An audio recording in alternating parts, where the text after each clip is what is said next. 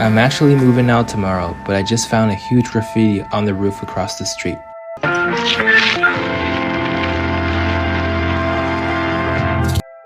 Nobody knows why it's there and how it was drawn, but in fact, graffiti like this, it's everywhere in Boston. They're like wild vines splashed on the city by countless painters. God created human, and human created graffiti, an art form originating from rebellious instinct. And human created AI, and AI creates anxiety.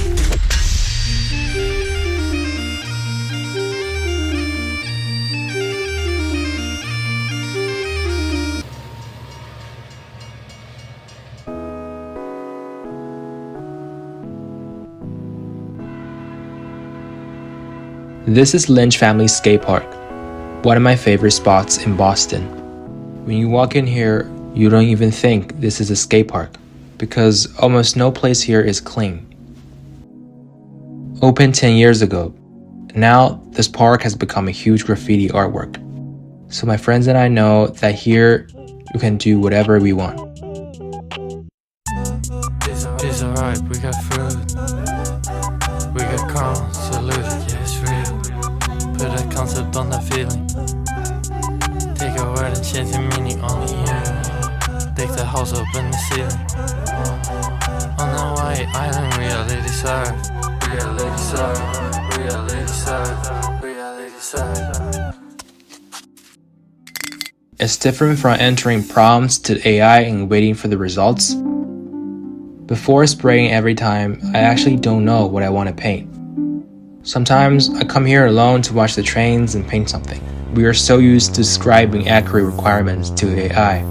This sense of madness relaxes me. Do you think people might still paint murals and graffitis in the future? Like, after all the digital things, everything's... graffiti's like literally the straightest raw form, you know what I'm saying? Somebody gonna always want to write on something. This is Mar, a graffiti artist. He once painted Black Lives Matter in the most obvious place in the city. The message, Black Lives Matter, to me personally, I'm all like, yo, I'm not really with political, you know what I'm saying, all this type of shit. I'm just with my people actually smartening up. Like, it's not even about the people that have to know about us and shit. Like, we matter, like, we have to matter to ourselves and shit. But that message being spread on that street at that time actually brought the community together, you know what I'm saying? So I kind of was like, oh shit, this shit has some weight to it, you know? It's not just, oh, this is some big group of fucking, I don't even really know about all that. I just know that this phrase was actually getting people together. Welcome to the studio, where we have a bunch of tools and paint and no space to work, you know? This is a new piece that I'm working on now. Built everything, like, you know, in a little frame. Gotta do a little back and forth now.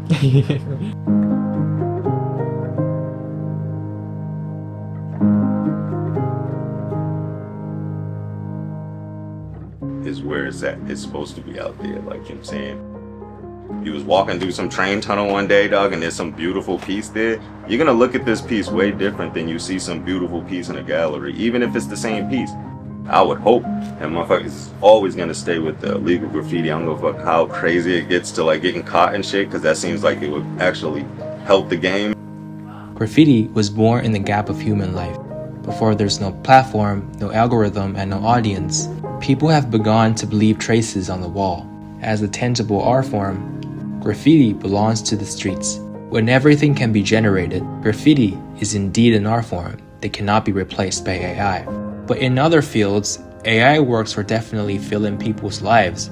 As a creator, I feel very nervous. And then, the older generation. The arts, I feel, stay alive. Like, there's those few that are always dedicated to, like, keep physical media alive, you know what I mean? Like, every group and generation has theirs. Yeah. Mr. McCraft, Yes. could you briefly introduce yourself and the store?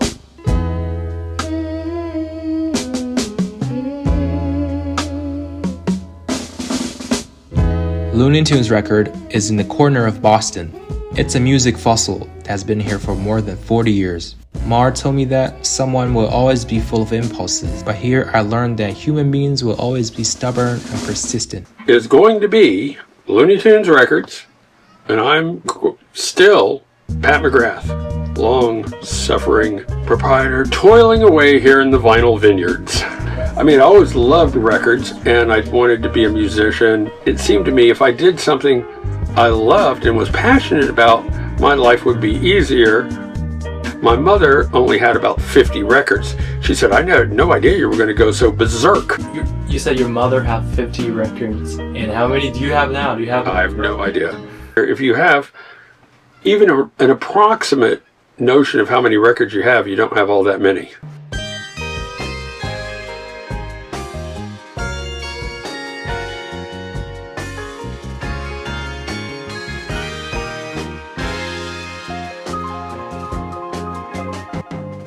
There are jazz music from the 1940s, and there are latest records as well. The ways of listening to songs is constantly updated, from the vinyl, CD, and to streaming platforms. But here, it doesn't seem to change. This makes me curious about what is behind the vinyl that supports them to persevere until now. Well, they're beautiful. You know, a 12 by 12 piece of artwork, along with the musical art, it recreates the musical event in the most realistic fashion, or in the fashion that is what the artist at the time most wanted you to hear.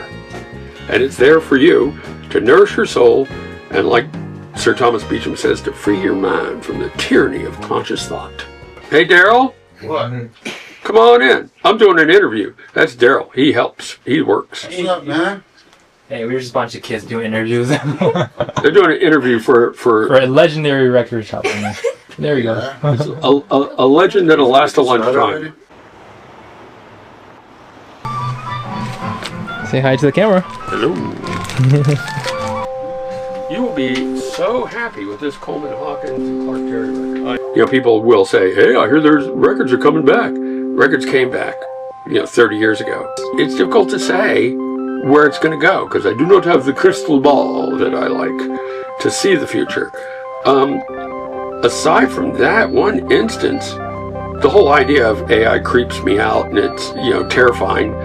I will say the one good thing about records or any kind of physical media is it's there. It can't be manipulated. A book is a book. The words are printed. The music is etched onto these pieces of plastic, or the digital disc, or any physical media or tape. It's there.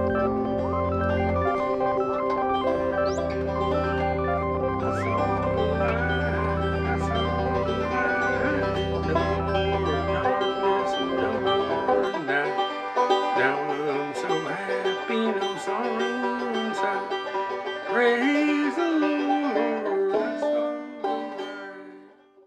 距离黑胶唱片被发明已经过去137年，而距离人们在墙壁上开始涂鸦也已经过去30万年。过去10年，他们在世界上已经不再大众，而他们的生命仍在延续。If you all you really want is fame and fortune, AI is going to be very seductive. It can be a tool that can be used by an artist. And then there are people who really are dying to be artists, which can be a lifetime of work. 毫无疑问 ，AI 一定会占据我们的生活，越来越少的人会进行人类创作。但问题的关键从来不是 AI 是否会成为主流，而是当它成为主流之后，你是否还会选择一条更复杂、更耗时、更需要亲自参与的路。This is not a video against using AI. I just want to show it in the corner of AI, there is always an option that belongs to human creation. As long as there's people who are still stubborn to continue, those people who left traces on the wall 300,000 years ago, it's still us.